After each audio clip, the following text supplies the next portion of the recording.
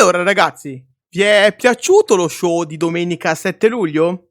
A me sì, devo dire che tutto sommato mi ha coinvolto dall'inizio alla fine, mi ha anche regalato parecchi spunti di cui parlare con voi, e sì perché poco prima dello show vero e proprio, Taro Okada ci ha illustrato alcune cose importanti che vivremo nelle prossime settimane. Prima però di addentrarci nel dettaglio, vi chiedo gentilmente di lasciare un like, di condividere il video con quante più persone possibili e di iscrivervi al canale attivando anche la campanella per non perdervi i prossimi contenuti. Vi ricordo che per voi è completamente gratuito, ma per me e per la crescita del mio canale è di vitale importanza. Tornando a noi, il presidente della Stardom ci ha parlato di due dei match più importanti di Stardom Rendezvous, prossimo pay-per-view che andrà in onda in 2 giornate, il 27 e 28 luglio. I due match in questione saranno validi per il Wonder of Stardom Championship e per il World of Stardom Title. La White Belt sarà contesa da Natsupoi, che se la dovrà vedere con la vincitrice del match tra Saori Anu e Mika Iwata, che andrà in onda il prossimo 15 luglio in un evento della Sendai, dove la vincitrice non solo conquisterà il Wonder of Stardom Championship, ma anche la cintura più importante della Sendai Pro Wrestling. Mentre per quanto riguarda la Red Belt, Natsuko Tora sfiderà la vincente del match tra Maika e Tomoki Naba, anch'esso in onda il 15 luglio, ma a differenza della White Belt, il World of Stardom Championship verrà messo in palio in uno show della Just Tap Out. Quindi possiamo tranquillamente affermare che i due main event degli show del 27 e 28 luglio sono stati ormai confermati ufficialmente. Ma gli annunci di Taro Okada non finiscono qua, e sì perché il presidente della Stardom ci fa sapere che Hanako sarà protagonista di un tour negli Stati Uniti nel mese di agosto, essendo libera da impegni con la Stardom, siccome non presente nel Five Star Grand Prix.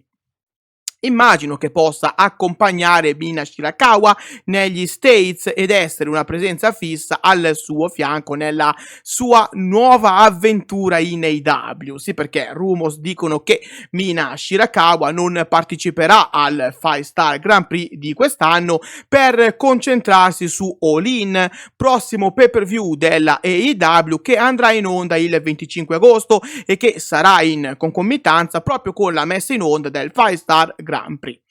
Ovviamente non c'è sicurezza in tutto ciò, anche perché nel torneo mancano ancora 4 posti, ma ammetto che la sua non annunciata partecipazione fa storcere il naso e fa pensare che lei possa non prendere parte al torneo di quest'anno.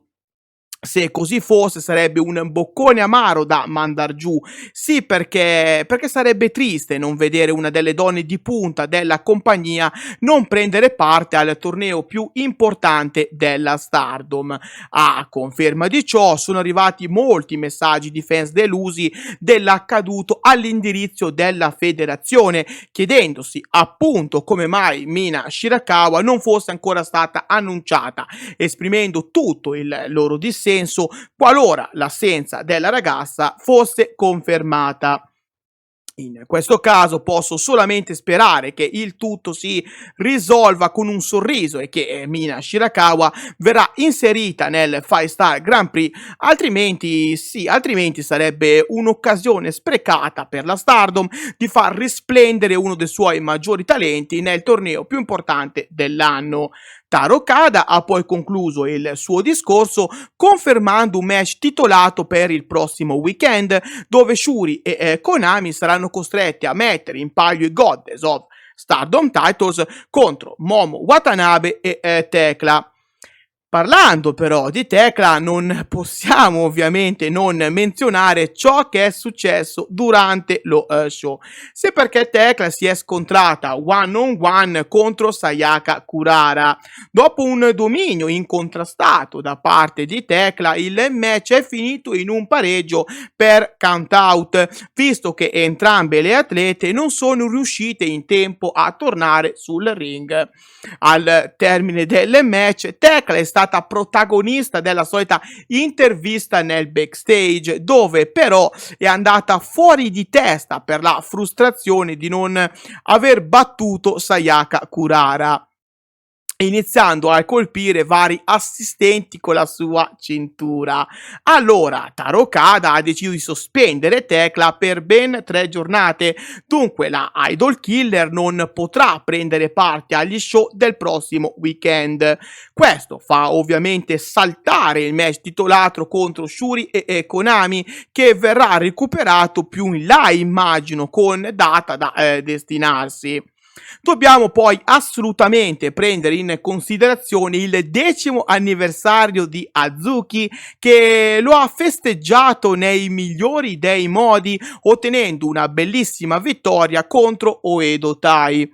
Congratulazioni dunque a questa splendida lottatrice per questo grandissimo traguardo raggiunto, sperando che possa arrivare prima o poi un titolo importante da mettere in bacheca. Sì, perché la carriera di Hazuki è stata finora storica, ha saputo dimostrare al mondo di essere un'ottima lottatrice e di avere un carisma unico che le ha permesso di catturare il cuore di milioni di fans, ma ad oggi le è mancato il grande step. Certo, i titoli non sono mancati in questi anni e, a dire il vero, sono stati raggiunti anche importanti traguardi, come ad esempio la conquista dei Goddess of Stardom Titles per ben 3 volte insieme all'inseparabile amica Koguma, ma è mancata però la conquista di un grande titolo, è mancata la conquista della White Belt o della Red Belt. Non mi resta dunque che augurare ad Hazuki di riuscire a raggiungere questo traguardo il prima possibile. Il resto dello show è stato molto scorrevole, con ottimi match, fino ad arrivare al main event, dove abbiamo assistito alla realizzazione di un sogno. Sì, perché finalmente il desiderio di Mina Shirakawa di far squadra con Saya Kamitani si è materializzato. Nel main event della Kermesse Maika, Mina Shirakawa e Saya Kamitani hanno potuto battere il trio composto da Mayu Iwatani, Anan e Saya Ida dopo un'intensa battaglia. Un incontro molto piacevole da vedere, con le vincitrici che hanno dimostrato una bella alchimia. Mi ha fatto enormemente piacere vedere Mina e Saya in squadra, e soprattutto dopo quello che era successo tempo fa tra loro due con l'infortunio della Shirakawa. Fatto sta che i rapporti tra loro sembrano più che buoni e finalmente le due atlete riescono a fare team, dopo che lo scorso anno era saltato il loro match in quel di Stardom Dream Tag Festival per colpa dell'infortunio che aveva tenuto ferma ai box la Kamitani. Al termine del match, Saya Kamitani e Maika hanno ricordato a tutti i loro prossimi appuntamenti fuori dalla Stardom, che sono legati ovviamente alla Pro Wrestling Wave e alla Just Tap Out. Mina invece promette un annuncio speciale come suo prossimo obiettivo. Di cosa si tratterà? Della partecipazione al Festival Grand Prix? O di una sfida titolata a qualche campionessa, oppure alla sua partecipazione a All In? Chissà, non ci resta che attendere per scoprire cosa avrà in serbo per noi Mina Shirakawa. Intanto è giusto ricordare come il prossimo 20 luglio la co-leader di EXV prenderà parte ad un evento speciale della Sendai, dove affronterà Mika Iwata. un match molto interessante che personalmente non vedo l'ora di vedere. È giusto però sottolineare che Mina Shirakawa non sarà l'unica atleta della Stardom a prendere parte a quella kermesse. Sì, perché anche Starlight Kid e Miyu Hamasaki faranno capolino nello show per sfidare Chihiro Hashimoto e Yu in un tag team match.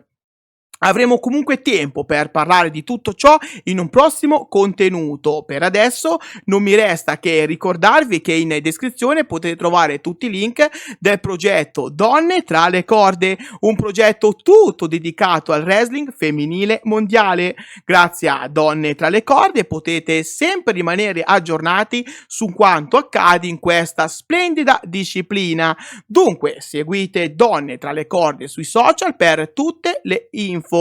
Dal vostro amichevole Kirito di quartiere per oggi è tutto. Grazie di cuore e alla prossima. Bye bye!